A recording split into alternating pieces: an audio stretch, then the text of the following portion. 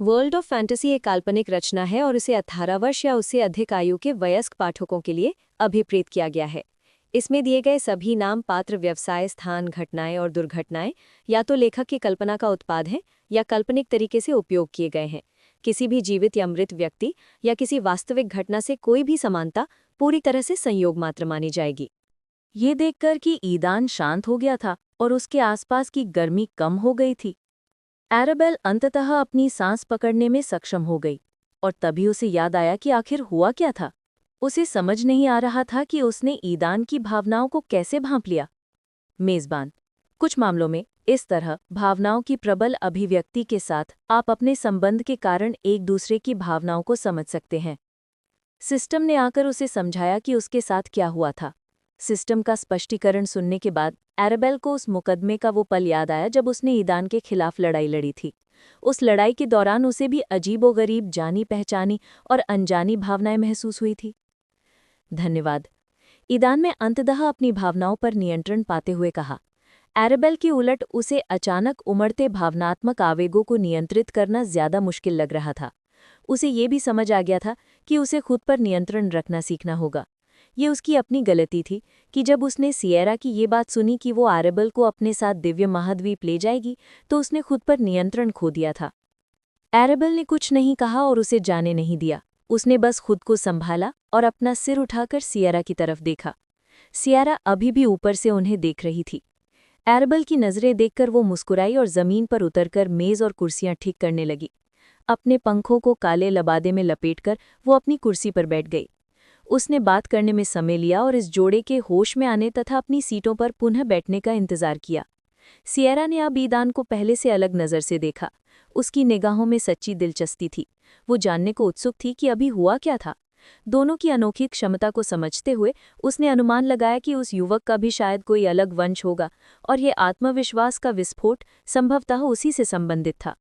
जब ईदान को होश आया तो एराबेल ने उसे छोड़ दिया और वे वापस कुर्सियों पर बैठ गए, जैसे कि कुछ हुआ ही ना हो। सिएरा ने अपने भंडार से एक पेय निकाला, अपने लिए और उस जोड़े के लिए डाला और फिर पेय की चुस्कियां लेते हुए आसपास के वातावरण का आनंद लेने लगी। दंपत्ति को समझ नहीं आ रहा था कि वे क्या बात करें। किस प्रकार की रक्तरेखा? सिएरा ने पूछा। अग्नि का अल्फा, ईदान ने ईमानदारी से उत्तर दिया जब उसने अपना रहस्य नहीं छुपाया। जब सिएरा ने अल्फा शब्द सुना तो वो लगभग अपनी कुर्सी से उछल पड़ी। ये सुनकर वो हैरान रह गई और ईदान को घूरने लगी। उस लड़के के बारे में उसकी राय दूसरी बार बदल गई थी। तुम मजाक तो नहीं कर रहे हो?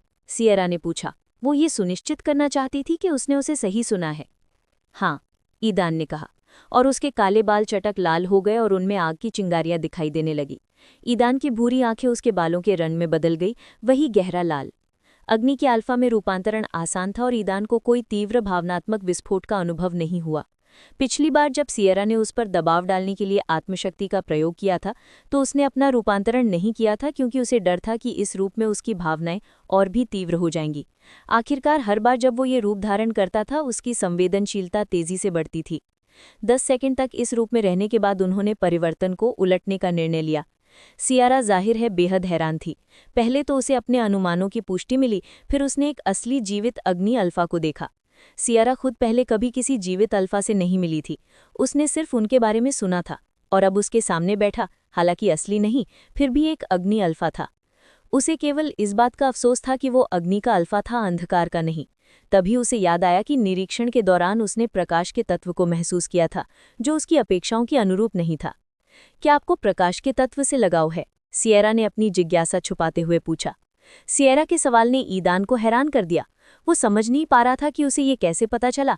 फिर उसे याद आया कि उसके सामने एक डार्क वाल्किरी थी जिसमें प्रकाश के विपरीत तत्व था, और उसने बताया कि शायद इसी वजह से उसे प्रकाश के तत्व का एहसास हुआ।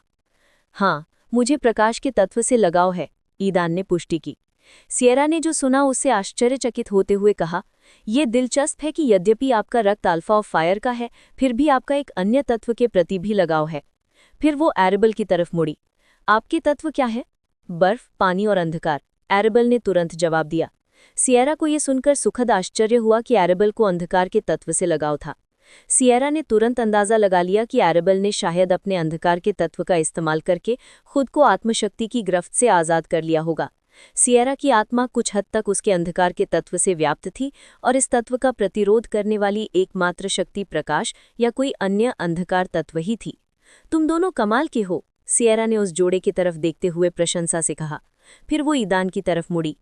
चलो एक दूसरे को जानते हैं बेटा। ईदान फेन, मैं मानव हूँ, एरेबल का साथी। मुझमें भी उसकी जैसी ही क्षमताएं हैं और मेरे पास अग्नि के अल्फा का रक्तवंश है। ईदान है ना? सिएरा ने मुस्कुराते हुए कहा। क्या आप उसकी आधिकारिक पार्टनर हैं? हाँ। ईदान और एरेबल का तुरंत समझ नहीं आया कि उसका क्या मतलब है। मैं पूछ रही हूँ कि आप पति पत्नी हैं या सिर्फ साझेदार और दोस्त? सिएरा ने अपना प्रश्न स्पष्ट किया। वो मेरी मंगेतर है। वो मेरा मंगेतर है। ईदान और एरेबल ने एक साथ ये शब्द कहे, फिर उन्होंने आश्चर्य से एक दूसरे को देखा और शर्मिंदगी से सिर झुका लिया। वे दोनों नहीं समझ पाए कि उन्होंने अचानक इस डार्क वाल्केरी को ये बताने का निर्णय क्यों कर लिया कि वे आधिकारिक रूप से एक युगल हैं। जब ईदान ने डार्क वाल्केरी का प्रश्न सुना तो वो असहज महसूस करने लगा और जल्दी से उसे बता दिया कि वो पहले से ही व्यस्त है। एरेबल ने भी सिएरा के प्रश्न को समझते हुए उसे ये समझाने की कोशिश की कि ईदान उसका है। हालांकि उसे अभी तक ये नहीं पता था कि वो कैसा महसूस कर रही थी, फिर भी वो घबरा गई, ये सोचकर कि अगर उसने उनके रिश्ते से इनकार किया तो सिएरा ईदान पर कब्जा करने की कोशिश कर सकती है। सिएरा जोर से हंस पड़ी जब उसने जोड़े की शर्मिंदगी देखी। वो उनके व्यवहार से बता सकती थी कि उन्हें अभी अपनी भावनाओं का पूरी तरह एहसास नहीं हुआ है। हालांकि उसके प्रश्न के उनके जवाबों से साफ जाहिर था कि वे एक दूसरे को स्वीकार करने की राह पर थे। शांत हो जाओ, मुझे इस उग्र मनुष्य से कोई दिलचस्पी नहीं है। अगर उसमें अंधकार का तत्व होता तो मैं उसे तुमसे दूर ले जाने के बारे में सोचती, सिएरा ने मुस्कुराते हुए कहा। जो कुछ उन्होंने सुना उससे दंपति और भी उलझन में पड़ गए। लेकिन मैं तुम्हें चेतावनी देना चाहूंगी, खासतौर पर तुम्हें, एरेबल। सिएरा ने हल्की मुस्कान के साथ एरेबल की तरफ देखा। मुझे इस शापित जगह पर पता चला कि मैं अकेली वाल्केरी नहीं हूँ। मेरे अलावा यहाँ कम से कम 2 अन्य वाल्केरी भी हैं। उनमें से एक पहले शहर में रहती है और दूसरी दूसरे में। दोनों ही अभी तक उच्चतम क्षेत्र तक नहीं पहुंची हैं और उनके पास टॉप डायमंड रैंक है। सिएरा ने अपनी जानकारी साझा की। एरेबल नहीं समझ पा रही थी कि सिएरा खास तौर पर उसके लिए चेतावनी की बात क्यों कर रही थी। क्या बाकी वाल्केरी उसके लिए खतरा बनेंगे? उसे तब तक समझ नहीं आया जब तक उसने ये बातें नहीं सुनी। जो पहले शहर में रहता है वो एक लाइट वाल्केरी है। जैसे ही उसे आपके साथी के अस्तित्व के बारे में और ये कि उसका रक्त अल्फा ऑफ फायर का है और वो लाइट के तत्व के करीब है, वो निश्चित रूप से उसके पास आएगी। सिएरा एरेबल के हैरान चेहरे को देखकर मुस्कुराए बिना नहीं रह सकी। सिएरा ने हल्की मुस्कान के साथ एरेबेल के स्तब्ध भाव को देखा। फिर उसकी नज़र ईदान पर पड़ी, जो भी चौंका, हालांकि एरेबेल जितना नहीं। जल्द ही एरेबेल ने आह भरी और आंखें बंद कर लीं। सिएरा की तरह वो भी अपने सामान्य रूप में लौट आई और बदलाव को उलट दिया। इस बार उसने अपनी असली पहचान छिपाने के लिए भूत का मुखौटा नहीं पहना। जब उसने आंखें खोलीं तो उसके चेहरे पर अब कोई आश्चर्य नहीं था। उसकी जगह एक साधारण भाव आ गया था जिसमें कोई भावना नहीं थी। उसने सिएरा की ओर देखा, फिर ईदान की ओर। ईदान उसकी नज़रों से मिलते हुए समझ नहीं पाया कि वो उस वक्त क्या सोच रही थी। उसके हाव भाव में अचानक आया बदलाव और अप्रत्याशित सन्नाटा उसे डराने लगा। उसका मूड बहुत जल्दी और अचानक बदल गया था। अपनी निगाहों से ईदान को चौंकाते हुए एरेबेल ने सिएरा को घूरा और पूछा, वो कौन है? यद्यपि उसकी आवाज़ शांत थी, सिएरा ने तुरंत ही उसमें कठोरता महसूस कर ली। लुसिंडा लाइटियल एक डायमंड रैंक वाली लाइट वॉल्केरी है। सिएरा ने एरेबेल के प्रश्न का उत्तर दिया। वो अभी तक उच्चतम क्षेत्र तक नहीं पहुंच पाई है, शायद इसलिए क्योंकि वो डायमंड रैंक के शिखर तक पहुंचने से पहले ही इस स्थान पर पहुंच गई। सिएरा के शब्दों से एरेबेल को एहसास हुआ कि वो और ये लाइट वॉल्केरी बहुत करीब नहीं थे। मैं आपको बताना चाहती हूँ कि जब तक मैं यहाँ नहीं आई, मुझे उसके बारे में कुछ भी पता नहीं था। मैं उससे पहले शहर में मिली थी और हमारी बहुत दिलचस्प बातचीत हुई थी। सिएरा लाइट वॉल्केरी से मिलने की अपनी यादें साझा करते हुए खुश थी। उसे पहले शहर में बाहरी लोगों का छिपा हुआ नेता भी माना जा सकता है। उसने किसी तरह स्टाफ हीरो को अपने वश में करने का तरीका ढूंढ निकाला। लाइट वॉल्केरी का ये हिस्सा एरेबेल को हैरान कर दिया। किसने सोचा होगा कि स्टाफ हीरो के पीछे पहले से ही कोई है और वो एक और वॉल्केरी निकलेगा। हमारी बातचीत के अंत में उसने मुझे अपनी तरफ करने की कोशिश भी की, लेकिन मैंने मना कर दिया क्योंकि मुझे लाइट वन से कोई सहानुभूति नहीं है। सिएरा अभी भी मुस्कुरा रही थी, जिसे एरेबेल घबरा गई। मेरे इनकार के बाद उसने, जाहिर है, डार्कमंस के प्रति अपनी नापसंदगी दिखाई और खुद को ज़रूरत से ज़्यादा आंक लिया। क्योंकि वो बहुत लंबे समय से स्टाफ हीरो से छेड़छाड़ कर रही थी, उसे लगता था कि वो सबसे ताकतवर है और उसने मुझे दबाने की कोशिश की। हालांकि अंत में मैंने उसे एक ऐसा सबक सिखाया जिसे वो जल्दी नहीं भूलेगी। ये शब्द कहते ही सियरा की मुस्कान और भी चौड़ी हो गई। उसे एरेबेल को ये बताते हुए खुशी थी कि उसने अपनी शरारती छोटी बहन को सबक सिखा दिया है। एरेबेल को ये भी एहसास हुआ कि सियरा की मुस्कुराहट का कारण ये था कि वो लाइट वॉल्केरी से जुड़े उस आनंदमय क्षण को याद कर रही थी। अपना सिर हिलाते हुए एरेबेल ने पूछा, दूसरे के बारे में? सियरा ने कंधे झुकाकर जवाब दिया, कौन जानता है। लाइट वॉल्केरी के साथ असफल मुलाकात के बाद उसने किसी और से संवाद करने की इच्छा खो दी। सियरा ने कहा, मैंने सुना है कि वो दूसरे शहर में रहती है। वो पहले शहर की तुलना में अधिक संकोची है और वहाँ उसका अपना व्यवसाय है। और उन्होंने ये भी बताया कि दूसरा वॉल्केरी जल से संबंधित प्रतीत होता है। जल वॉल्केरी? हाँ, या, ईदान ने बुदबुदाया और फिर एरेबेल की ओर देखा, सोचते हुए कि क्या उसके साथ इस पर चर्चा करना उचित होगा। जब हाल ही में उन्हें 2 ऐसे वॉल्करीज के अस्तित्व के बारे में पता चला तो उनकी कल्पनाएं उड़ान भरने लगी और उनके मन में एक अजीब विचार आया। हालांकि हाल ही में एरेबेल के चेहरे के भाव को याद करते हुए उसने अपना सिर हिलाया और ये विचार त्यागने का फैसला किया, खासकर इसलिए क्योंकि उनके सामने एक और वॉल्केरी बैठी थी।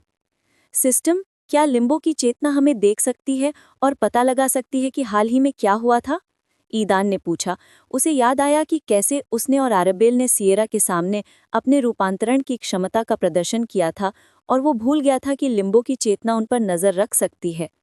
मिलिका ने उन्हें बताया था कि उसने एक अवरोध पैदा कर दिया है जो रूपांतरण के दौरान बाहरी लोगों को उन पर नजर रखने से रोकता है।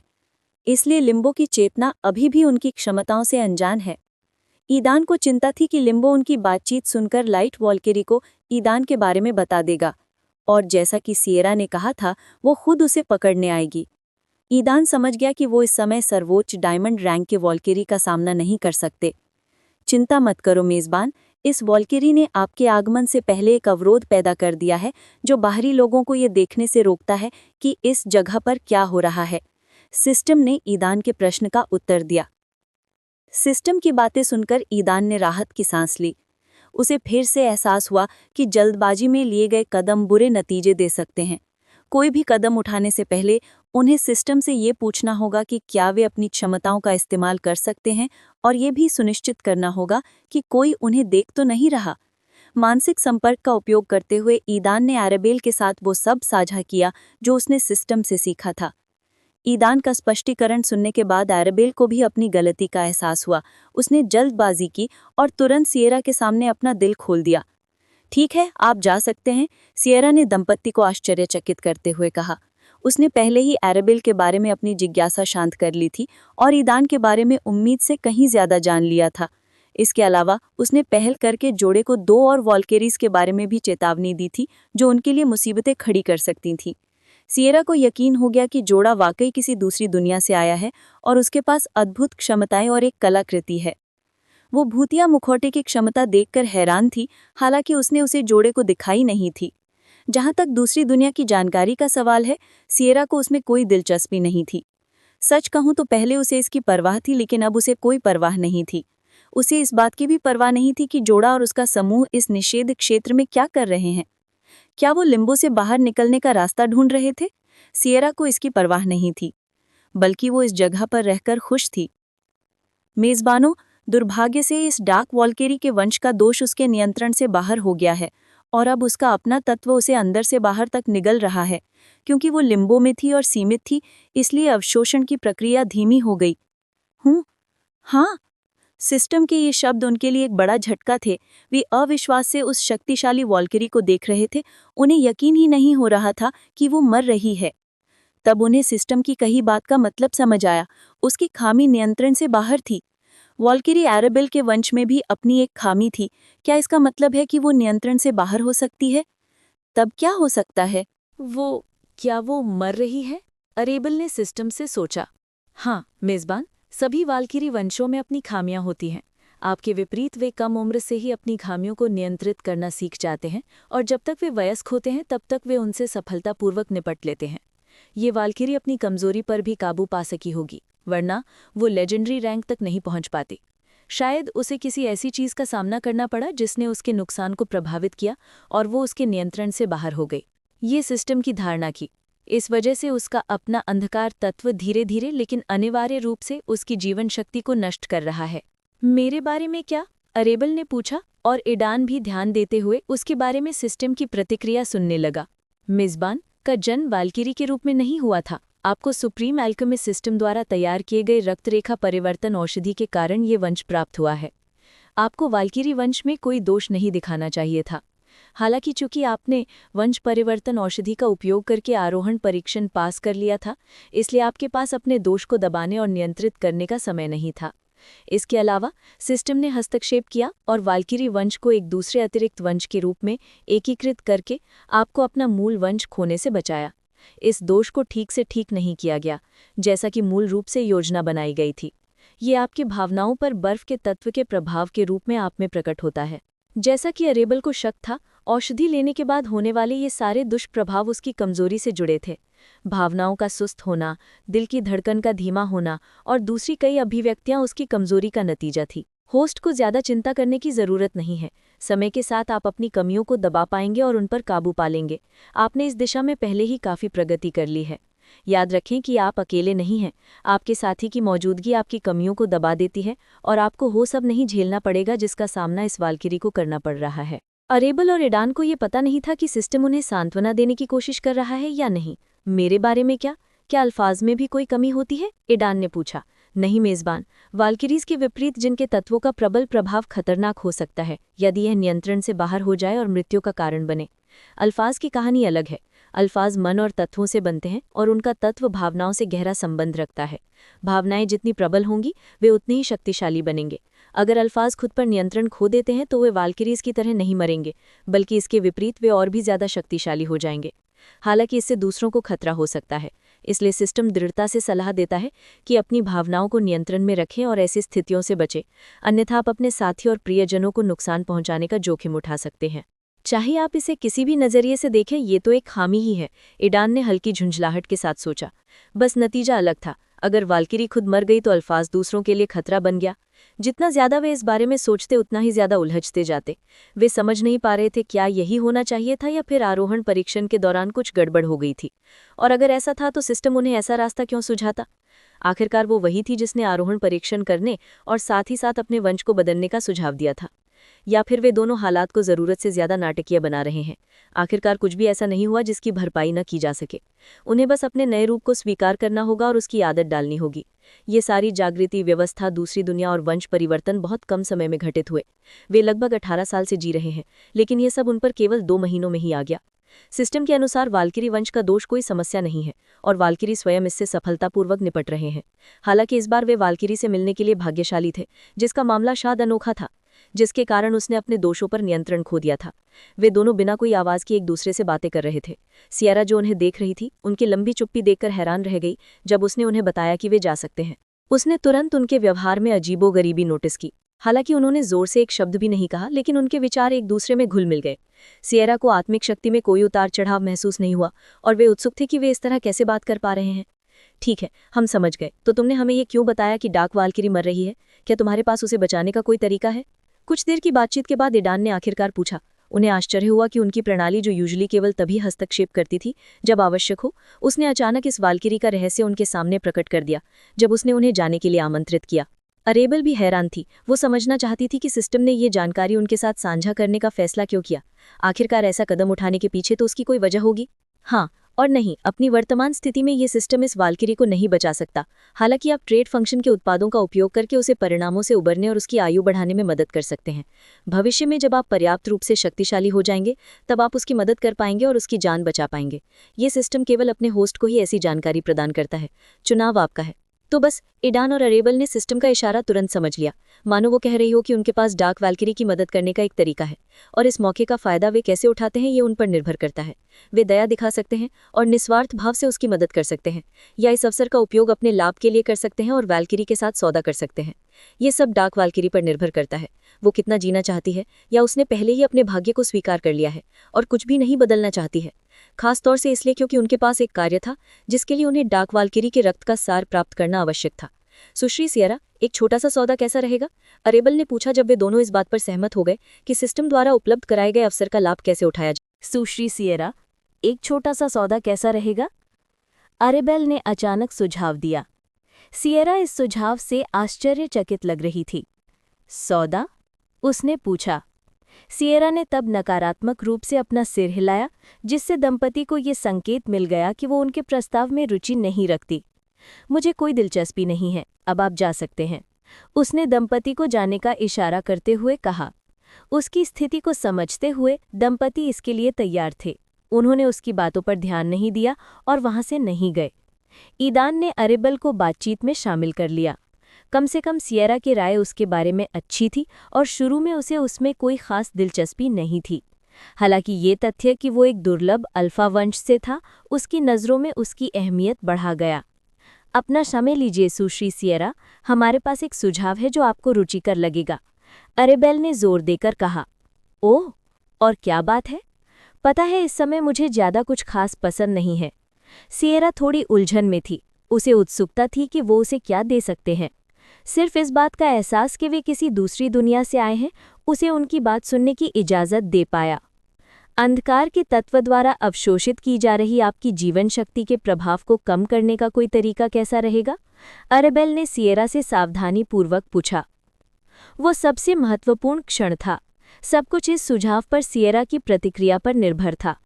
सियरा पहले तो अरेबेल के सुझाव पर हैरान हुई, लेकिन फिर उसकी नज़रें गंभीर हो गईं। उसे समझ नहीं आ रहा था कि उन्हें उसकी समस्या के बारे में कैसे पता चला। अरेबेल ने सियरा के मूड में बदलाव देखा। अगर पहले वो सहज थी, तो अरेबेल के सुझाव देने के बाद, जिससे पता चलता था कि वो उसकी समस्या से वाकिफ थे, सियरा का व्यवहार तुरंत बदल गया। तुम्हें ये कैसे पता चला? सियरा ने पूरी गंभीरता से पूछा। अरेबेल ने सियरा से अपनी नज़रें हटाए बिना उत्तर दिया। आप जानते हैं कि हम एक दूसरी दुनिया से आए हैं। आपकी दुनिया के विपरीत हमारे पास कुछ ऐसी क्षमताएं हैं जो आपके पास उपलब्ध नहीं हैं। उन्हीं के बदौलत हमें ये पता चला है कि आपने अपनी कमियों पर नियंत्रण खो दिया है और अब आपका एक हिस्सा जो अंधकारमयी तत्व है, आपकी जीवन शक्ति को निगल रहा है। अरेबेल के जवाब के बाद सियरा के चेहरे पर कोई बदलाव नहीं आया। इससे अरेबेल को मन ही मन घुटन महसूस हुई। उन दोनों के बीच फैली अनिश्चितता ने उसे डरा और चिंतित कर दिया। सियरा ने हालांकि अपनी हैरानी जाहिर नहीं की, लेकिन वो हैरान जरूर थी। कम ही लोग जानते थे कि वॉल्केरी वंश में एक खामी थी। उसे यकीन था कि आइस वॉल्केरी वंश की अरेबेल मॉर्गन को पहले ही इस समस्या का सामना करना पड़ा होगा। हालांकि यह पता लगाना लगभग नामुमकिन था कि उसके अलावा वॉल्केरीज में से कौन उसकी इस खामी से पीड़ित था। सियरा अपनी चतुराई के लिए जानी जाती थी और उसकी क्षमताएं उसकी इस बीमारी को लगभग पूरी तरह से छिपा लेती थी। यहाँ तक कि लिम्बो की चेतना भी उसकी उपस्थिति का पता नहीं लगा पा रही थी। ये जोड़ा उसकी समस्या का पता कैसे लगा सकता था? इस अनिश्चितता ने सियरा को डरा दिया। वो समझ नहीं पा रही थी कि इस जोड़े के पीछे कौन सी ताकत है जो उसके बारे में इतनी सारी जानकारियां पता लगा रही है। साथ ही इस खोज ने उसे आशा भी दी। वो लगभग इस बात से सहमत हो गई थी कि उसका क्या होने वाला है। अपनी इस समस्या के कारण उसने अपनी सुरक्षा की चिंता करना छोड़ दी और कालकोठरी में जाकर उसे जीतने की कोशिश करने का फैसला किया, ताकि उसे ठीक होने का कोई रास्ता मिल सके। उसकी उम्मीदें कालकोठरी में छिपे रहस्यों से जुड़ी थीं, लेकिन अंत में वो असफल रही और उसने हार मान ली तथा बिना प्रतिरोध किए या बाहर निकलने की कोशिश किए खुद को कालकोठरी में समा जाने दिया। तो वो इस अजीब जगह पर पहुंच गई जहां कालकोठरी की तरह ही उसकी शक्तियां सीमित थीं, लेकिन कालकोठरी के विपरीत यहाँ उसकी जीवन शक्ति को अवशोषित करने वाली शक्ति भी सीमित थी, जिससे उसे थोड़ा और समय मिल गया। अरे सिस्टम, तुमने कहा था कि हम ट्रेड फंक्शन का इस्तेमाल करके उसकी मदद कर सकते हैं। क्या इसका मतलब है कि हमें सिस्टम पॉइंट से कुछ खरीदना होगा? जब सियरा सोच रही थी तभी ईदान ने पूछ लिया।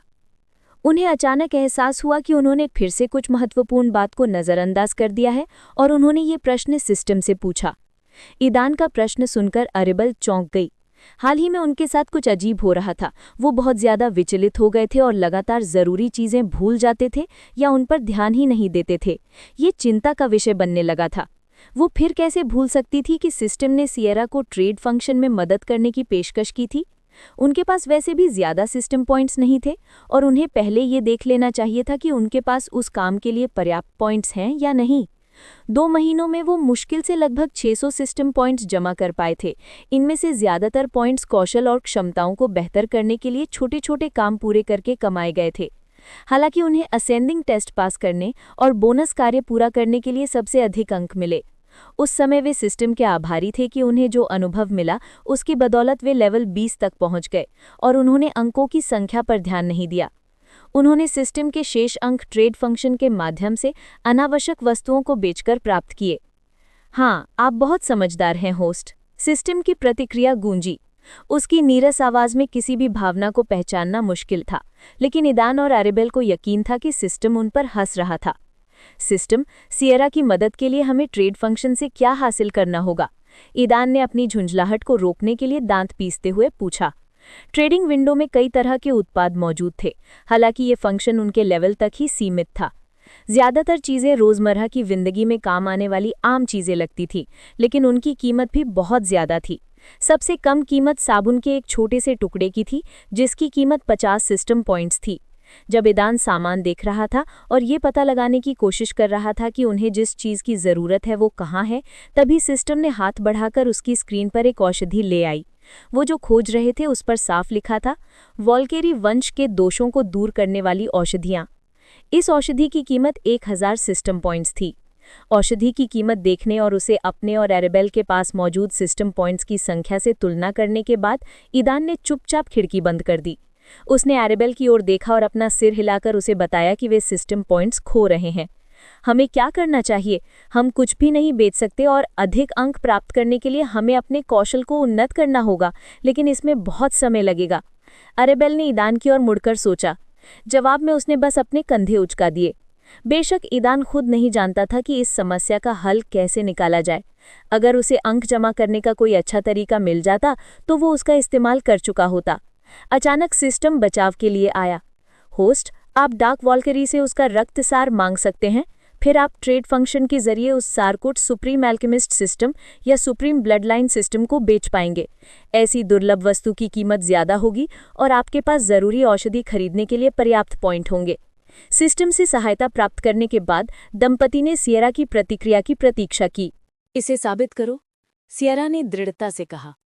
उन्होंने मांग की कि दंपति ये प्रदर्शित करें कि वे वास्तव में उनकी मदद करने में सक्षम हैं, न कि केवल खोखले वादे करके हवा में बातें कर रहे हैं।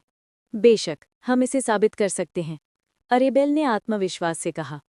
सिस्टम, क्या ऐसा कोई तरीका है जिससे ये सुनिश्चित हो सके कि कोई भी पक्ष इसे तोड़ नहीं सकता? इस बिंदु पर ईदान को ऐसे उपन्यास याद आए जिनमें विभिन्न अनुबंधों और समझौतों का वर्णन किया गया था जो ऐसी स्थितियों में काम आ सकते थे। बिल्कुल है, ट्रेड फंक्शन में आप 3 प्रकार के अनुबंध खरीद सकते हैं, एक रक्त अनुबंध, एक आत्मा अनुबंध और सिस्टम पॉइंट्स के लिए एक शक्ति अनुबंध। एक मुश्त अनुबंधों के अलावा एक विशेष क्षमता भी है, लेकिन स्तर प्रतिबंधों के कारण ये ट्रेड फंक्शन में उपलब्ध नहीं है। सिस्टम से प्रतिक्रिया मिलने के बाद ईदान ने तुरंत ट्रेड विंडो खोली। जब उसने कॉन्ट्रैक्ट्स का मूल्य देखा तो उसने तुरंत उसे बंद कर दिया। सुशी सियरा, क्या आपके पास कोई अनुबंध है? ईदान ने पूछा, ये निर्णय करते हुए कि यदि सिस्टम और उनके पास कोई अनुबंध नहीं है तो दूसरे पक्ष पर ध्यान देना उचित होगा। ये जानकर आश्चर्यचकित होकर कि ईदान ने उसे संबोधित किया था, सियरा की भौहें ऊपर उठ गईं। सियरा ने उसकी ओर देखा और सिर हिलाया। एक आत्मा अनुबंध है। बहुत अच्छे, ईदान ने खुशी से कहा।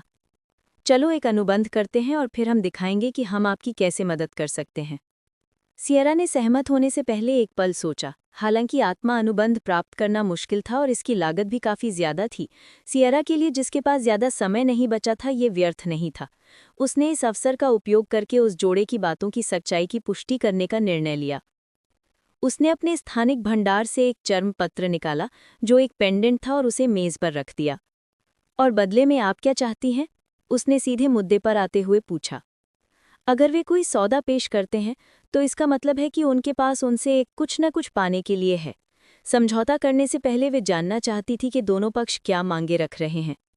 ये सरल है, हम सुरक्षा की मांग कर रहे हैं, एरेबेल ने कहा।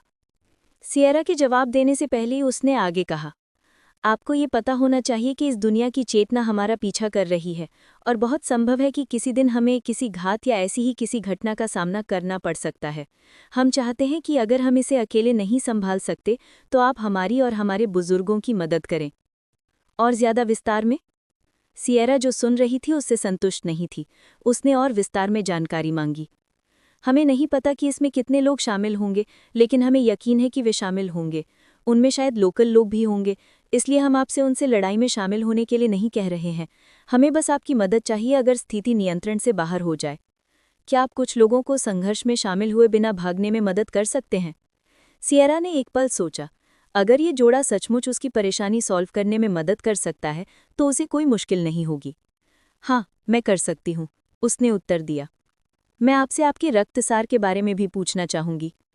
पहली जरूरत के लिए सहमति प्राप्त करने के बाद अरेबल तुरंत दूसरी आवश्यकता पर चली गई। मेरा रक्तसार? सिएरा ने सोचा, फिर उसने आंखें सिकोड़ ली। उसे तुरंत एहसास हुआ कि कुछ गड़बड़ है। तुम्हें इसकी क्या जरूरत है? जरूर, आपकी परेशानी में आपकी मदद करने के लिए। हमें आपके रक्तसार का विश्लेषण करना है, आपके सामान्य रक्त का नहीं। आखिरकार रक्तसार में आपकी वंशावली होती है जिससे आपको परेशानी हो रही है, अरेबेल ने बिना शर्माए कहा। कुछ हद तक वे सच कह रही थी। उन्हें सिएरा के रक्तसार की जरूरत थी ताकि वे उसे सिस्टम पॉइंट्स पर बेच सकें और ऐसी औषधियां खरीद सकें जो उसकी परेशानियों का अस्थायी समाधान कर सकें। उसके शब्दों में कुछ भी असामान्य न देखकर सिएरा ने ईदान की ओर देखा और पूछा, कितना? ईदान ने मन ही मन सिस्टम से प्रश्न किया। और वास्तव में कितना? जितना ज्यादा हो उतना अच्छा। महज मात्रा इस बात पर निर्भर करती है कि बेचते समय कीमत कितनी ऊंची होगी। अरेबेल ने सिस्टम के शब्दों को हूबहू दोहराते हुए सिएरा की ओर देखा। जितना ज्यादा हो उतना अच्छा। सिएरा ने जो सुना उसकी आंखें फटी की फटी रह गईं। मैं केवल एक पूरी शीशी ही दे सकती हूँ, सिएरा ने एक छोटी खाली शीशी मेज पर रखते हुए कहा। क्या ये पर्याप्त होगा? अरेबेल ने मन ही मन सिस्टम से पूछा। ये पर्याप्त से अधिक होगा, सिस्टम ने उत्तर दिया। अद्भुत, अरेबेल ने खुशी से सोचा और फिर सिएरा की ओर देखते हुए उसने सिर हिला दिया। बस इतना ही काफी है। अरेबेल की बातें सुनकर सिएरा ने राहत की सांस ली। वे और भी कुछ दे सकती थी, पर वे ऐसा करने को तैयार नहीं थी। रक्तसार को अलग करने की प्रक्रिया न केवल दर्दनाक थी बल्कि अप्रिय संवेदनाएं भी उत्पन्न कर रही थी।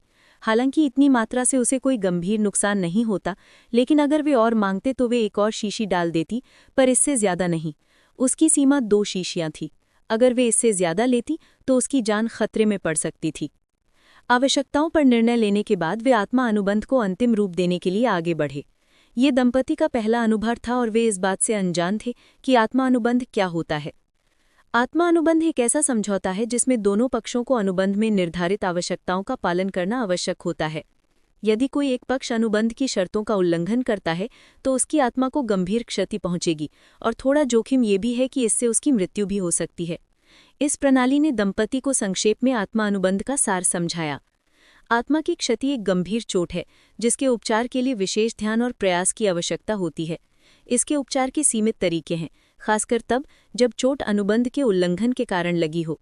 यहाँ तक कि जो लोग मदद करने में सक्षम हैं, वे भी अनुबंध का उल्लंघन करने वाले व्यक्ति की मदद करने के लिए हमेशा तैयार नहीं होते।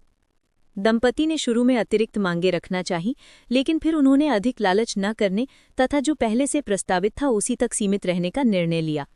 उन्होंने सिएरा के साथ मैत्रीपूर्ण संबंध स्थापित करने की कोशिश की, ये समझते हुए कि वे उसकी समस्याओं को आंशिक रूप से ही कम कर सकते हैं, लेकिन उन्हें पूरी तरह से हल नहीं कर सकते। उनके साथ अच्छे संबंध बनाए रखना सिएरा के हित में भी था, जिससे भविष्य में सहयोग के नए क्षितिज खुल गए। सिएरा ने ऐसी शर्तें तैयार कीं जो दोनों पक्षों के लिए लाभदायक थीं। अपनी ओर से उसने वादा किया कि अगर भविष्य में उन पर दूसरे शहरों से आए बाहरी लोगों और स्थानीय निवासियों द्वारा घात लगाकर हमला किया गया तो वे जोड़े और उनके बुजुर्गों की मदद करेगी। उसका उद्देश्य केवल उन्हें उस स्थिति से निकलने में मदद करना था अगर वे खुद उससे नहीं निपट पा रहे थे। इसके अलावा वे जोड़े को अपने रक्तसार की एक शीशी भी देगी। ईदान और अरेबेल अपनी ओर से सिएरा की वंशावली में मौजूद दोष को दूर करने में मदद करने के लिए सहमत हो गए। उन्होंने स्पष्ट किया कि उनकी विधि सिएरा को पूरी तरह से ठीक नहीं करेगी, बल्कि वे खुद का इलाज खोजने के तरीके खोजने के लिए उसे और समय देकर अनिवार्य को और विलंबित करेगी। सभी शर्तों को ध्यान से पढ़ने और उनकी सत्यता की पुष्टि करने के बाद दोनों पक्षों ने अनुबंध को संपन्न करने के लिए अपनी आत्मिक शक्तियों का प्रयोग किया। जैसे ही तीनों आत्मिक शक्तियां चर्मपत्र के संपर्क में आईं, वह चमक उठा और 3 बराबर भागों में विभाजित हो गया, जो प्रत्येक प्रतिभागी के शरीर में उड़कर चला गया, जिससे अनुबंध के समापन की प्रक्रिया पूरी हो गई। अनुबंध पर हस्ताक्षर करने के बाद सिएरा थोड़ा निश्चिंत हो गई। अब अगर दंपति उसकी मदद नहीं कर सकते तो उनकी आत्मा को अपरिणीय क्षति होगी, लेकिन वो अपनी चिंताओं से पूरी तरह तब तक मुक्त नहीं हो सकती थी जब तक उसे वो नहीं मिल जाता जो वो चाहती थी। सिएरा को थोड़ा डर था कि कहीं किसी दूसरी दुनिया का कोई जोड़ा आत्मा के अनुबंध को तोड़ने का कोई रास्ता न निकाल ले। हालांकि वो जानती थी कि उनकी दुनिया में अभी तक इस संधि को तोड़ने का कोई सफल तरीका नहीं खोजा जा सका है, लेकिन दूसरी दुनिया के एलियन से ऐसा नहीं कहा जा सकता था। बहुत बढ़िया, तो फिर हम आपसे वादा किया गया रक्तसार की शीशी प्राप्त करने के लिए उत्सुक हैं। जैसे ही हमें ये मिल जाएगी, हम आपको कुछ समय बाद वो उपलब्ध करा देंगे जिसकी आपको आवश्यकता है। अरेबेल ने ये सुनिश्चित करने के बाद कहा कि अनुबंध पर हस्ताक्षर हो चुके हैं। अब उस सिस्टम के कार्य को पूरा करने और ये जानने के लिए इंतजार नहीं कर सकती थी कि वे सिएरा के रक्तसार को कितने अंकों में बेच सकते हैं। मैं जल्द ही तुम्हें रक्तसार की शीशी सौंप दूंगी और अब तुम वापस जा सकती हो। तुम्हारे बड़े बुजुर्ग शायद तुम्हारी लंबी अनुपस्थिति से चिंतित हैं और जल्द ही तुम्हारी तलाश शुरू कर देंगे, सिएरा ने जवाब दिया। ऐसी स्थिति में हम विदा लेते हैं, अरेबेल ने अपनी सीट से उठते हुए कहा। मिस सिएरा, ये देखते हुए कि आपने यहाँ इतना शक्तिशाली अवरोध स्थापित किया है, क्या मैं सुरक्षित रूप से मान सकता हूँ कि आप इस जगह की चेतना से छुपने में सक्षम हैं? ईदान ने अरेबेल का पीछा करने से पहले पूछा। हाँ, अंधेरे के तत्व के साथ मेरी निकटता के कारण मैं न केवल उसकी निगाहों से बल्कि उसके प्रभाव से भी छिप सकती हूँ, सिएरा ने उसके प्रश्न का उत्तर दिया। तो चेतना यहाँ आपकी उपस्थिति से अनजान है। मुझे चिंता है कि अगर उसे आपके बारे में पता चल गया तो वो ऐसे कदम उठा सकती है जो भविष्य में हमारे और आपके जीवन को जटिल बना देंगे, ईदान ने अपनी चिंता व्यक्त की। चिंता करने की कोई ज़रूरत नहीं है। शायद इस दुनिया की चेतना को शक होगा कि यहाँ कुछ गड़बड़ है, लेकिन वह ये पता नहीं लगा पाएगी कि मैं कौन हूँ। मेरी स्थिति का निर्धारण करना तो दूर की बात है, वह सर्वज्ञानी नहीं है और इस दुनिया में होने वाली हर चीज़ का अवलोकन नहीं कर सकती। मैं काफ़ी विश्वास के साथ कह सकती हूँ कि आपके यहाँ रहने के पूरे समय में उसने इस जगह में कोई दिलचस्पी भी नहीं दिखाई है। सिएरा के शब्दों ने दंपति को आश्चर्यचकित और आश्वस्त कर दिया। अगर उसकी बात सच है तो अब उनके पास एक और तुरुप का पत्ता है जो किसी भी बुरी स्थिति में उनकी मदद कर सकता है। अब वे थोड़ा निश्चिंत हो सकते हैं। फिर हम अलविदा कहेंगे, दंपति ने कहा और अपने शिविर की ओर वापस चले गए जहां यूलालिया और नीमो उनका इंतजार कर रहे थे। सिएरा अपनी सीट पर बैठी अपनी नज़रें उन लोगों से तब तक नहीं हटा पाई जब तक वे जंगल में गायब नहीं हो गए। उसका मन विचारों से भरा हुआ था। वो पूछना चाहती थी कि क्या उन्हें कोई ऐसा तरीका पता है जिससे उसे पूरी तरह से ठीक किया जा सके, बजाय उसके कि सिर्फ उसे दबाकर उसकी ज़िंदगी बढ़ा दी जाए। हालांकि ये सुखद था, पर वो यही नहीं चाहती थी। कोई भी ऐसे आधे अधूरे उपाय से संतुष्ट नहीं होना चाहता था। वो इस समस्या से छुटकारा पाना चाहती थी, क्योंकि इसके बिना ऊंचे पद के रास्ते बंद हो जाते। आंखें बंद करके उसने धीरे से आह भरी। फिर शीशी निकालकर, जैसा कि उन्होंने तय किया था, वो अपना रक्तसार निकालने की तैयारी करने लगी। शिविर के रास्ते में अरेबेल और ईदान इस बात पर चर्चा करने से खुद को नहीं रोक सके कि उन्हें क्या परेशान कर रहा था। जब से हमने वंश परंपरा बदली है और स्वर्गारोहण परीक्षण की यादें हमें मिली हैं, तब से हमारे साथ कुछ हो रहा है, अरेबेल ने बेचैनी से कहा। वो ईदान के साथ अपने विचार साझा करने का ये मौका नहीं छोड़ सकती थी। हाँ, यहाँ ऐसा नहीं है, ईदान ने धीरे से जवाब दिया। ये एक बिल्कुल अलग दुनिया है। हम एक सुरक्षित दुनिया में पले बढ़े थे और जिंदगी के बारे में हमारी सोच बिल्कुल अलग थी। हमारी दुनिया में जादू, तंत्र, वंश, दूसरी जातियां और बाकी सब जैसी कोई अद्भुत और अजीबोगरीब चीज़ें नहीं थीं। हमारी दुनिया के प्रभाव के कारण हम बहुत ज़्यादा सोचते हैं और अपने आसपास की हर चीज़ के लिए वैज्ञानिक स्पष्टीकरण ढूंढते हैं। हालांकि ये हमारी धारणा को काफ़ी सीमित कर सकता है। इस दुनिया में अलग नियम है। नई दुनिया की संरचना को समझने के बजाय हम भ्रमित हो सकते हैं और इसे गलत समझ सकते हैं। ईदान की बात सच थी। ये बात खास तौर पर अरेबेल के लिए सच थी। बचपन से ही उसे अपनी इच्छा की परवाह किए बिना अपने परिवार के लिए उपयोगी बनने की शिक्षा दी गई है। अब नई दुनिया में उस पर ऐसी कोई पाबंदियां नहीं थीं, लेकिन अंदर ही अंदर वो अपनी परवरिश और दुनियादारी से पूरी तरह मुक्त नहीं हो पा रही थी। उसे अतीत के बारे में सोचे बिना इस दुनिया के नए नियमों को बदलने और स्वीकार करने की ज़रूरत थी। ये जोड़ा अभी भी इस व्यवस्था के साथ पूरी तरह से तालमेल नहीं बिठा पाया था, जिसकी वजह से उन्हें कई मौके हाथ से निकल गए। उन्हें एहसास हुआ कि वे शायद हमेशा लिम्बो की निगरानी में ही रहते थे, लेकिन वे इसकी आदत नहीं डाल पाए और इस बात को हमेशा ध्यान में नहीं रख पाए। इस वजह से एराबेल ने सियरा को अपना राज बताने में ज़रा भी हिचक नहीं की और ये भी नहीं सोचा कि वे सुरक्षित हैं। अगर लिम्बो का दिमाग उन पर नज़र रख रहा होता तो इसके गंभीर परिणाम हो सकते थे। जहाँ तक ट्रेड फंक्शन की बात है, सामान की कीमत अधिक होने के कारण दंपति ने इस पर ध्यान देना लगभग बंद कर दिया था और वे इस इंतज़ार में थे कि कब वे पर्याप्त पॉइंट्स जमा कर लें ताकि अंततः उसका इस्तेमाल कर सकें। इसलिए उन्हें ये जानकारी नहीं मिली कि सियरा की मदद करने के लिए ट्रेड फंक्शन का इस्तेमाल करना ज़रूरी था। जब तक सियरा ने सबूत की मांग नहीं की, तब तक ईदान को ये बात याद नहीं थी। इसके अलावा वे अपनी व्यवस्था को पूरी तरह से नहीं समझ पाए थे। हालांकि इसे सर्वोच्च पति व्यवस्था और सर्वोच्च पत्नी व्यवस्था कहा जाता था, फिर भी वे दंपति इस व्यवस्था के मूल सिद्धांतों का सार नहीं समझ पा रहे थे। उन्हें ये व्यवस्था बहुत अस्पष्ट लग रही थी और वे ये नहीं समझ पा रहे थे कि ये व्यवस्था उन्हें किस दिशा में विकसित करने की कोशिश कर रही है। ऐसा लग रहा था जैसे ये व्यवस्था हर चीज़ और हर किसी को अपने में समेटने की कोशिश कर रही है और ये अजीब और गलत लग रहा था। उनकी दुनिया में एक कहावत थी, यदि आप 2 खरगोशों के पीछे दौड़ेंगे तो आप किसी को भी नहीं पकड़ पाएंगे। दंपति के पास इतना भी समय नहीं था कि वो सिस्टम द्वारा उन्हें दी जाने वाली सभी क्षमताओं, कौशलों और कार्यों का पता लगा सकें। अपने स्तर को बढ़ाने की बात तो दूर की है। दंपति जल्द ही कैंप पहुंच गए। जैसा कि उन्होंने सोचा था, यूलालिया और नीमो पहले से ही उनके कैंप फायर के पास उनका इंतजार कर रहे थे। यूलालिया के चेहरे से के भावों से स्पष्ट हो रहा था कि वो उनके लिए बहुत चिंतित थी। हालांकि उस जोड़े को हैरानी इस बात की थी कि उनके बगल में एक अधेड़ उम्र का आदमी और उसका शिष्य बैठे थे। दोनों के चेहरे पर अजीब से भाव थे और वे उन्हें देख रहे थे। एलोइस सिर्फ खर्राटे भर रहा था और धीरे से कुछ बुदबुदा रहा था। क्या हो रहा है? अरबेल ने यूलालिया से पूछा। क्या तुम्हें पता है कि तुम कितने समय से गायब हो? उसने नाराजगी से उत्तर दिया। उसने फिर अरबेल को मानसिक संपर्क का प्रयोग करने का संकेत दिया और अरबेल तुरंत उससे जुड़ गई। उनकी ड्यूटी पर जाने की बारी जल्दी आने वाली है और हमें समझ नहीं आया कि आपने जाने का फैसला क्यों किया। यूलालिया ने थोड़ा हिचकिचाते हुए कहा। उसने पर कारिस वाले सिवा वाले खारे खखा। अरबेल को तुरंत समझ नहीं आया कि वो क्या कह रही है। ईदान अपनी हंसी बड़ी मुश्किल से रोक पाया। उसे समझ नहीं आ रहा था कि उन्होंने अपनी अनुपस्थिति को इस तरह से क्यों समझाया। जल्द ही अरबेल को अंततः ये बात समझ में आ गई और उसने मानसिक संपर्क के जरिए यूलालिया पर शापों की बौछार कर दी, जिससे वो लगभग बहरी हो गई।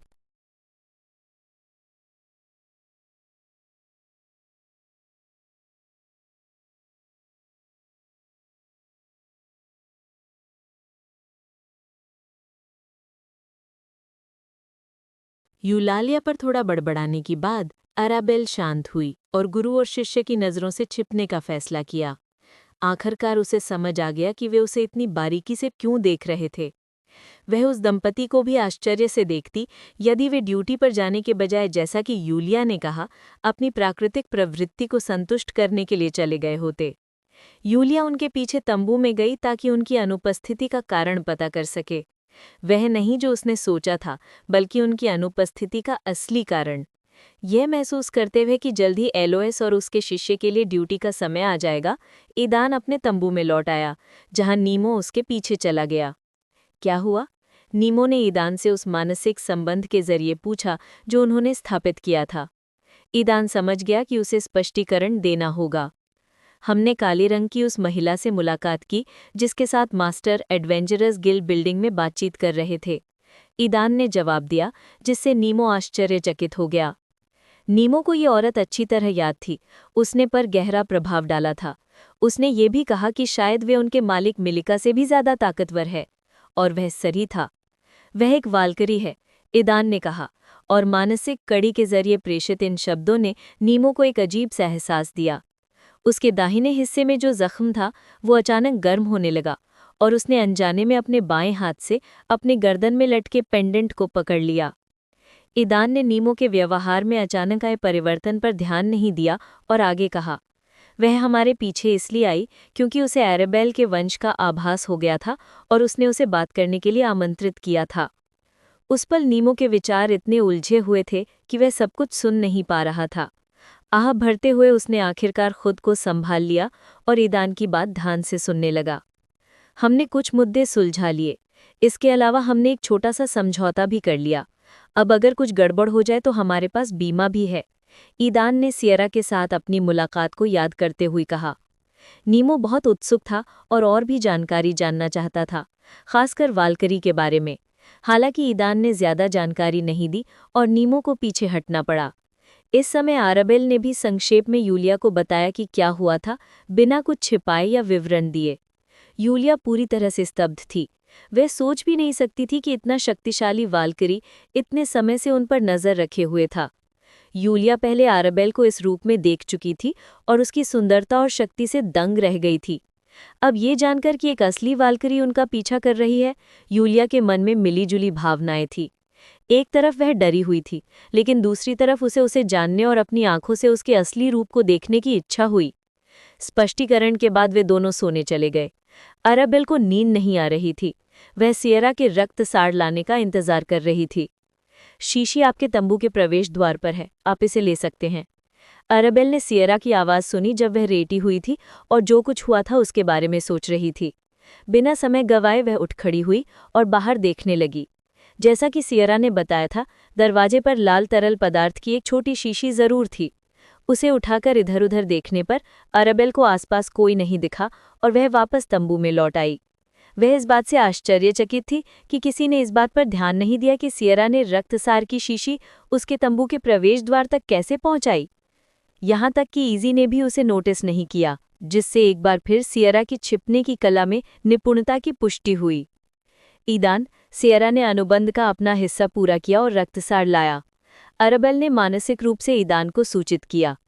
ईदान, जो उस समय आंखें बंद करके लेटा हुआ था, आंखें खोलकर उठकर आराबेल के पास जाने ही वाला था कि उसे समय रहते याद आ गया कि वे अलग अलग तंबुओं में हैं।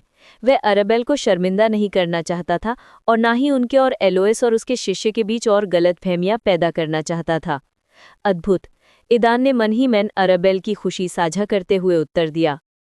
डिंग डिंग, डार्क वाल्किरी के रक्तसार को किसी भी तरह प्राप्त करना आवश्यक है। कार्य पूरा हो गया है। पुरस्कार सुप्रीम अल्केमिस्ट सिस्टम द्वारा प्रदान किए गए रक्तसार अमृत बनाने का एक कूपन है। थोड़ी देर बाद सिस्टम ने कार्य पूरा होने की घोषणा कर दी। शुरुआत में दंपति को लगा कि यह काम उनके लिए बहुत ज्यादा होगा, लेकिन एक अप्रत्याशित मामले की बदौलत उन्होंने इसे बहुत जल्दी और आसानी से पूरा कर लिया। इस घटना ने एक बार फिर पुष्टि की कि इस दुनिया में चीजें अपेक्षा के अनुसार गलत भी हो सकती हैं। पिछली बार की तरह आराबेल के सामने एक छोटा कूपन आया जिस पर लिखा था रक्तसार अमृत बनाने के लिए कूपन। सिस्टम, मैं इसका कैसे उपयोग करूं? आराबेल ने कूपन हाथ में पकड़ते हुए पूछा। पिछली बार इसी तरह के कूपन की मदद से वह और ईदान अपने सिस्टम में ट्रेड फंक्शन खोल पाए थे। फिर सब कुछ अपने आप हो गया था बिना उसके दखल के। आत्मा बल को कूपन की ओर निर्देशित करें और आपको पता चल जाएगा। सिस्टम ने आराबेल के प्रश्न का उत्तर दिया। सिस्टम के निर्देशों का पालन करते हुए आराबेल ने अपनी आत्मा शक्ति को कूपन में प्रवाहित कर दिया। जैसे ही उसकी आत्मा शक्ति ने कूपन को छुआ, वह कणों में बिखरकर उसके शरीर में उड़ गई। डिंग डिंग, सिस्टम में कीमिया नामक एक नया फंक्शन खोला गया है।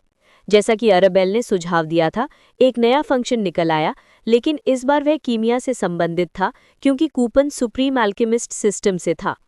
और ये नया फंक्शन क्या करता है? आराबेल ने नई फंक्शन विंडो खोलते हुए उत्सुकता से पूछा। खुली हुई विंडो में रेसिपी नामक एक ही कैटेगरी थी जिसमें रक्तसार अमृत की एकमात्र रेसिपी थी। इस बार आराबेल की उम्मीदें पिछली बार की उम्मीद से अधिक नहीं थी, इसलिए वह ज्यादा आश्चर्यचकित नहीं हुई। मुझे अनुमान लगाने दीजिए, अन्य रेसिपीज को अनलॉक करने के लिए आपको कार्य पूरा करने होंगे या सिस्टम पॉइंट्स के लिए ट्रेड फंक्शन में उन्हें खरीदना होगा? आराबेल ने सिस्टम से पूछा। हाँ, आप बहुत जल्दी सीखते हैं होस्ट, सिस्टम ने उत्तर दिया। सिस्टम के शब्द सुनकर आराबेल की दाहिनी आंख फड़कने लगी। उसने एकमात्र उपलब्ध रेसिपी देखी और जब उसने उसमें मौजूद सामग्री देखी तो धीरे से कोसा। डार्क वाल्किरी का रक्तसार अमृत बनाने की रेसिपी। इस अमृत को बनाने के लिए आपको निम्नलिखित सामग्री की आवश्यकता होगी। रक्तसार की आवश्यकता होगी जाति के रक्त स्तर को बढ़ाने के लिए 100 मिलीलीटर। रक्तसार नामक अल्कोहल 50 मिलीलीटर। होस्ट का रक्त चाहिए 100 मिलीलीटर। सिस्टम पॉइंट्स चाहिए 500 सीपी। भोजन और अन्य असूचित सामग्री के लिए सेवा। इस प्रक्रिया की सफलता की संभावना 50% है। परिणाम स्वरूप आपको रक्तसार अमृत की 1 से 2 शीशियां मिल सकती हैं, जिनमें से प्रत्येक में 100 मिलीलीटर होगा। अरे, इसे बनाने में अतिरिक्त सामग्री, मेरा खून और सिस्टम पॉइंट्स की आवश्यकता है और फिर भी सफलता की संभावना है। आराबेल को समझ नहीं आ रहा था कि इस पर क्या प्रतिक्रिया दे। यद्यपि 1 के बजाय 2 शीशियां प्राप्त कर पाना थोड़ा सा राहत की बात थी, लेकिन यह अन्य परिस्थितियों पर भारी नहीं हो सकता था। अरेबेल ने निर्णय बाद के लिए टाल दिया। अपनी असंतुष्टि के बावजूद वह समझती थी कि ये रक्तसार अमृत न सिर्फ उसके लिए बल्कि ईदान के लिए भी उपयोगी होगा।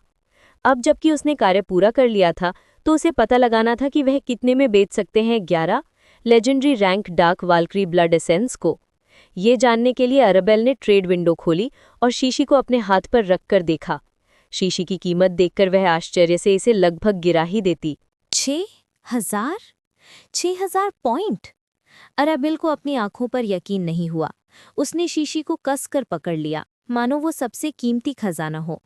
अब तक उन्हें अपनी सभी बिक्री और पूरे किए गए कार्यों के लिए 10 से थोड़े ज्यादा अंक मिल चुके थे। उन्होंने सिर्फ बोनस कार्यों और आरोहण परीक्षण पास करने के लिए ही काफी अंक बटोरे थे, लेकिन इसके बावजूद रक्तसार की एक शीशी बेचने पर उन्हें 6,000 अंक मिले। अरे सिस्टम, इसमें इतना बड़ा अंतर क्यों है? अरेबेल ने पूछा।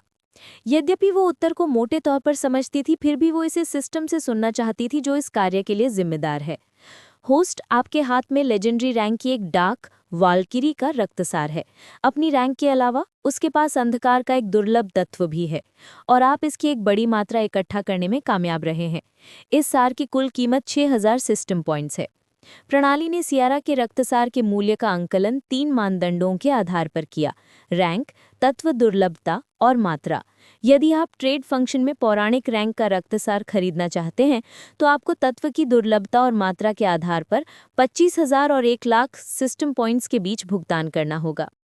सिस्टम से ये शब्द सुनकर अरेबेल दंग रह गई। उसने सियारा के रक्तसार की शीशी पर अपनी पकड़ और मजबूत कर ली। होस्ट, आपको तुरंत ये समझ जाना चाहिए था कि आप ट्रेड फंक्शन में अनावश्यक वस्तुओं को उनके वास्तविक मूल्य से बहुत कम कीमत पर बेच रहे थे। और कितना बड़ा अंतर है? अरेबेल ने पूछा। उसने मोटे तौर पर अनुमान लगाया कि अंतर लगभग 10 गुना था, लेकिन उसे सिस्टम से ही पुष्टि की जरूरत थी। 10 बार। सिस्टम ने ऐसा कहकर उसकी गणना और आशंकाओं की पुष्टि कर दी। अरेबेल मुश्किल से अपने आंसू रोक पाई। कीमतों में बहुत ज्यादा अंतर था।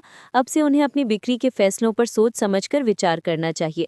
सिर्फ वही चीजें लागू की जा सकती हैं जिन्हें वे अनावश्यक मानते हैं, और बाकी सबके लिए उन्हें दूसरे मौके तलाशने होंगे। हालांकि सिस्टम के पॉइंट्स आगे चलकर अन्य बिक्री से होने वाली आय से ज्यादा मूल्यवान होंगे, लेकिन दंपत्ति को एहसास हुआ कि पॉइंट्स पाने का यही एकमात्र तरीका नहीं है। सिस्टम के कुछ और भी काम हैं जिन्हें पूरा करके वे पॉइंट्स कमा सकते हैं। अरेबेल ने इस मामले को एक तरफ रखकर बाद में ईदान से बात करने का फैसला किया। उसे अभी और भी जरूरी काम करने थे, जैसे रक्तसार की एक शीशी बेचना। इस बोतल की असली कीमत जानते हुए वो इसे बेचने को तैयार नहीं थी, लेकिन अनुबंध के अपने हिस्से को पूरा करने के लिए उसे ऐसा करना ही होगा। सिस्टम, क्या हमें सब कुछ बेचना होगा या हम कुछ अपने लिए रख सकते हैं? रक्तसार की शीशी बेचने का फैसला करने से पहले अरेबेल ने पूछा। कार्य पूरा करने के बाद उनके पास एक नया कार्य था, कीमिया, जिसमें एक अमृत नुस्खा था। इस अमृत का एक मुख्य घटक सही नस्ल का रक्तसार था। अरेबेल को इस अमृत को बनाने और अपने वंशक्रम की रैंक को तेजी से बढ़ाने के लिए बस वाल्किरी का रक्तसार चाहिए था। होस्ट, इस वाल्किरी के रक्तसार को पौराणिक दर्जा प्राप्त है। आपके वर्तमान स्तर और वंशक्रम के अनुसार ये आपके लिए बहुत शक्तिशाली है। आपको अभी इसकी जरूरत नहीं है और ये आपके भंडार में तब तक पड़ा रहेगा जब तक आप उस स्तर तक नहीं पहुंच जाते जहां आपको इसकी जरूरत होगी। और मैं आपको विश्वास दिला सकता हूं कि तब तक ये रक्तसार उतना मूल्यवान नहीं रहेगा जितना भी है। इस आधार पर यह सिस्टम आपको इसे बेचकर सिस्टम पॉइंट्स अर्जित करने का प्रस्ताव देता है। सिस्टम का प्रस्ताव सुनने के बाद अरेबेल ने हालांकि तुरंत नहीं, शीशी की पूरी सामग्री बेचने का निर्णय लिया। उसके सामने एक प्रश्न के साथ एक विंडो प्रकट हुई, इसे बेचें, और इसके नीचे विकल्प थे, हाँ और नहीं। अरेबेल ने आंखें बंद की और हाँ बटन दबा दिया। उसके हाथ में रखी शीशी गायब हो गई और स्टेटस विंडो के नीचे, जहां अंकों की संख्या दिखाई दे रही थी, 6,000 नई शीशियां दिखाई देने लगी। अब उनके पास कुल 6,608 सिस्टम अंक थे। धिक्कार है अरेबेल, 6,000 सिस्टम पॉइंट्स! क्या सियरा का रक्तसार वास्तव में इतने मूल्यवान है? इसके तुरंत बाद अरेबेल ने अपने सिर में ईदान की ऊंची आश्चर्यजनक आवाज सुनी, जिसमें अश्लील भाव थे। ईदान की आश्चर्यजनक आवाज सुनकर अरेबेल ने उसके साथ साझा किया कि उसने खरीद और बिक्री की प्रक्रिया के बारे में सिस्टम से क्या सीखा था। ईदान आश्चर्यचकित थी और उसने अपनी निराशा व्यक्त की कि उन्हें इतना मूल्यवान संसाधन इतने सस्ते में बेचना पड़ा। बढ़िया, जैसा कि कहते हैं, जो हो गया सो हो गया। उम्मीद है कि ये आखिरी बार नहीं होगा जब हमें इतना मूल्यवान संसाधन मिलेगा। अगर सियरा के साथ हमारे अच्छे संबंध रहे तो शायद भविष्य में हमें उससे उसका रक्तसार साझा करने का मौका मिलेगा। ईदान ने अरेबेल को सांत्वना देते हुए कहा। एराबेल को एहसास हुआ कि शायद उनके पास अभी भी सियरा से वो पाने का मौका है जो वो चाहते थे, जैसा कि ईदान ने सुझाया था। उसका मूड थोड़ा सुधर गया और उसने तुरंत ट्रेड फंक्शन से सियरा के लिए ज़रूरी पोषण खरीद लिया और उसके लिए 1000 सिस्टम पॉइंट्स चुका दिए। अब उनके पास लगभग 5508 सिस्टम पॉइंट्स बचे हैं और उन्होंने इन्हें बाद के लिए बचा कर रख लिया। उन्हें जल्द ही इनकी ज़रूरत पड़ सकती है और वे इन्हें एक साथ खर्च नहीं करना चाहते थे। अब अनुबंध के अपने हिस्से को पूरा करने के लिए अराबेल को सिर्फ सियरा को ये औषधि देने की आवश्यकता थी। तंबू से बाहर निकलते हुए उसने मन ही मन यूलिया से कहा, मैं कुछ देर के लिए बाहर जाऊंगी। उसने अनुमान लगाया कि यूलिया शायद सो नहीं रही होगी। और वो सही थी। यूलिया नहीं सोई थी और उसकी बातें सुनने के बाद उसे जाने की चिंता नहीं हुई। तंबू से बाहर निकलकर वो आत्मविश्वास से खुले मैदान की ओर बढ़ी।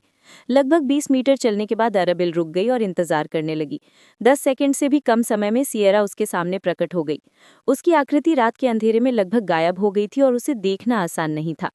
लो, उसने औषधि उसे देते हुए कहा। सियरा ने रुचि और उत्साह से अराबेल के हाथों से औषधि ली और उसे ध्यान से देखने लगी। अराबेल अंधेरे और उसके पहनावे के कारण उसके हावभाव नहीं समझ पाई। उन्होंने सियरा को याद दिलाया, इससे हमारा अनुबंध पूरा हो गया है। सियरा ने सहमति में सिर हिलाया और कहा, चिंता मत करो, अगर औषधि वास्तव में मेरी मदद करती है तो मैं निश्चित रूप से बाकी का काम करूंगा। अराबेल ने औषधि सौंप दी और तुरंत अपने तंबू में लौट आई, जबकि सियरा अंधेरे जंगल की गहराई में गायब हो गई। जल्द ही ईदान और निमो की ड्यूटी पर आने का समय आ गया। शेष रात बिना किसी घटना के बीत गई और शीघ्र ही सुबह हो गई। समूह ने डोपलगैंगर्स के जंगल के मध्य स्तर में संक्रमण के लिए तैयारी शुरू कर दी। स्थानीय सूर्य की पहली किरण के साथ ही सभी लोग उठे, जल्दी से नाश्ता किया और अपना सामान पैक करके निषिद्ध क्षेत्र के मध्य परत में चले गए। लगभग 2 महीने पहले जब ये जोड़ा पहली बार इस दुनिया में आया था तो उन्होंने खुद को निषिद्ध क्षेत्र की बाहरी परत में पाया। जंगल में रात भर इंतजार करने के बाद सुबह उन्होंने एक बेतरतीब दिशा चुनी जो भाग्य या दुर्भाग्य से उन्हें सीधे मध्य परत तक ले गई।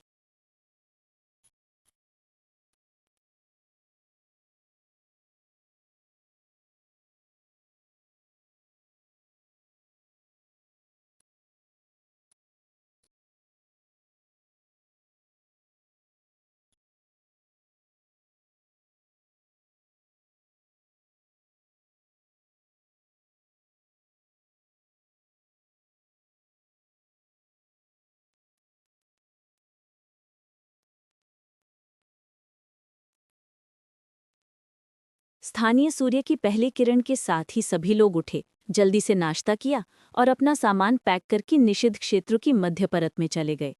लगभग 2 महीने पहले जब ये जोड़ा पहली बार इस दुनिया में आया था तो उन्होंने खुद को निषिद्ध क्षेत्र की बाहरी परत में पाया। जंगल में रात भर इंतजार करने के बाद सुबह उन्होंने एक बेतरतीब दिशा चुनी जो भाग्य या दुर्भाग्य से उन्हें सीधे मध्य परत तक ले गई। रास्ते में वे बिना किसी की नजर पड़े मध्य परत की सीमा पार कर गए और जल्द ही अपने हमशक्लों से टकरा गए। उस समय वे मौत के कगार पर थे, लेकिन नीमो ने उन्हें बचा लिया। अब वे इस जगह की मध्य परत में वापस आ गए थे, लेकिन इस बार उनका लक्ष्य पहले से बिल्कुल अलग था। उनका रास्ता सीधे मध्य परत की ओर जाता था। बाहरी परत के विपरीत मध्य परत में अधिक शक्तिशाली और क्रूर राक्षस हैं, और निश्चित रूप से ये निषिद्ध क्षेत्र अपने नाम की तरह है, अपने हमशक्लों के लिए प्रसिद्ध है। एओलिया ने रास्ते में अरेबल और ईदान के साथ जानकारी साझा करते हुए कहा, पिछली बार हमने अपना अधिकांश समय मध्य स्तर पर स्थानीय राक्षसों को प्रशिक्षित करने और उनकी खोजबीन करने में बिताया था। तब गुरु ने व्यक्तिगत रूप से हमें निषिद्ध क्षेत्रों को अपनी आंखों से देखने और उसका स्वयं अनुभव करने की सलाह दी थी। यूलिया ने उनसे मिलने से पहले के अपने पिछले अनुभव के बारे में बताया। अगर ऐसा ना होता तो वे कभी मिल ही नहीं पाते। ईदान और अरिबल उस याद से सहर उठे। मिलने से पहले ही उनके सिस्टम ने एक गलती कर दी थी और वे खुद को मुश्किल स्थिति में पा गए थे। अगर वे किसी तरह अपने हमशक्लों से टकराने से बच भी जाते तो भी उन्हें नहीं पता था कि अगर वे रीसेट से पहले शहर नहीं पहुंच पाए तो क्या होगा। आखिरकार उन्हें रीसेट के बारे में नीमो के समूह से मिलने के बाद ही पता चला था। यूलिया ने याद करते हुए कहा, मध्य परत में पागलपन ऊर्जा की सांद्रता बाहरी परत की तुलना में बहुत अधिक है, जो स्थानीय राक्षसों को अधिक क्रूर और खतरनाक बनाती है। जल्द ही उन्हें बाहरी परत की तुलना में राक्षसों से सामना करने की अधिक संभावना होगी। राक्षसों के अलावा 4 लोग पागलपन ऊर्जा के जमावड़े को लेकर सबसे ज्यादा चिंतित थे। उन्हें डर था कि इसका ईदान पर नकारात्मक असर पड़ सकता है, जो अपने वंश के कारण विभिन्न प्रकार की ऊर्जाओं के प्रति संवेदनशील हो गया था। इन हमशक्लों के बारे में क्या? अरेबल ने इस निषिद्ध क्षेत्र के सबसे भयानक निवासियों को याद करते हुए पूछा। हाँ, मध्य स्तर से शुरू करते हुए हम डॉपलगैंगर से मिलेंगे, एओलिया ने पुष्टि की। मास्टर ने मुझे बताया था कि कई प्रकार के डुप्लीकेट होते हैं। जब ये बात उनके सामने आई तो नीमो भी बातचीत में शामिल हो गया। मध्य क्षेत्र में आमतौर पर 2 प्रकार के डॉपलगैंगर होते हैं। आप उनमें से एक से पहले ही व्यक्तिगत रूप से मिल चुके हैं। इस प्रजाति को मूक डॉपलगैंगर कहा जाता है, नीमो ने कहा। दंपति उसकी बातें सुनकर हैरान रह गए। उन्हें उम्मीद नहीं थी कि उनके जैसे और भी हमशक्ल होते हैं। जैसा कि उनके नाम से पता चलता है, ये डॉपलगैंगर बोल नहीं सकते। वे केवल अपने शिकार के रूप और व्यवहार की नकल कर सकते हैं, जिसमें उनकी कुछ क्षमताएं भी शामिल हैं। ये डॉपलगैंगर केवल एक व्यक्ति की नकल कर सकते हैं और पूरी तरह से अपने शिकार पर ध्यान केंद्रित कर सकते हैं, दूसरों को अनदेखा करते हैं। उनका मुख्य लक्ष्य अपने चुने हुए शिकार से छुटकारा पाना होता है और उसके बाद ही वे दूसरों पर स्विच करते हैं।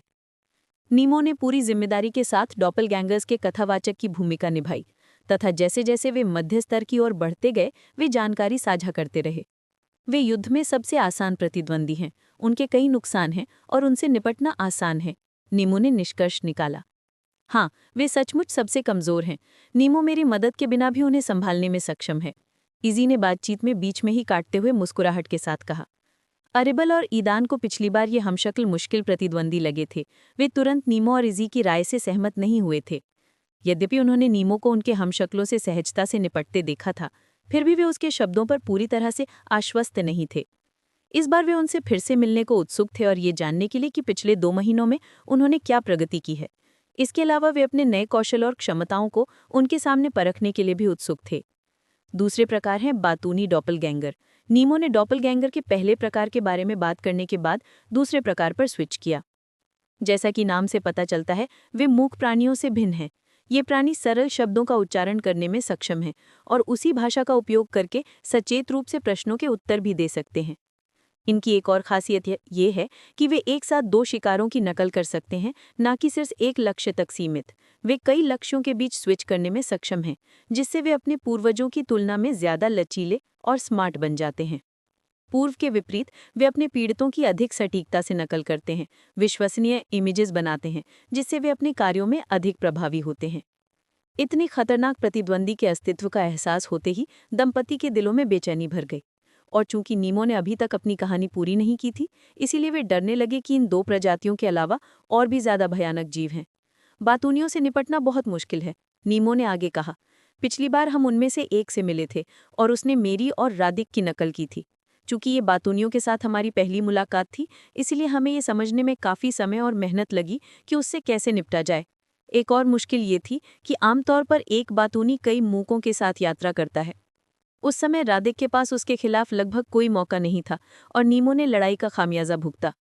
एला और मैंने म्यूट्स पर ध्यान केंद्रित किया।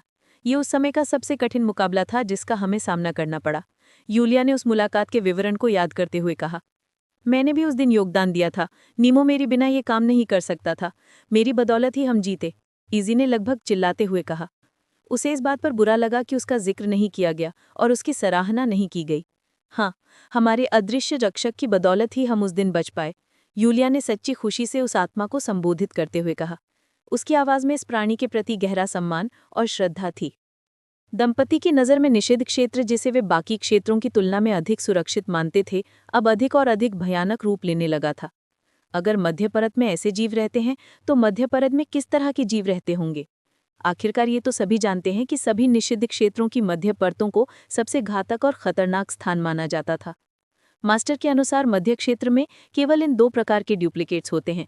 नीमो के शब्दों ने युगल को थोड़ा शांत कर दिया। मास्टर ने यह भी कहा था कि केंद्रीय परत सबसे खतरनाक और घातक प्रकार का डॉपलगैंगर का घर है, जिसे एडवेंचरर्स गिल्ड में परफेक्ट डॉपलगैंगर के नाम से जाना जाता है। इस प्रकार के हमशक्ल का नाम सुनते ही दंपति के रोंगटे खड़े हो गए। इस प्रकार की डॉपलगैंगरों की उपस्थिति ही इस निषिद्ध क्षेत्र की केंद्रीय परत को सबसे खतरनाक स्थान बनाती है, नीमो ने पूरी गंभीरता से कहा।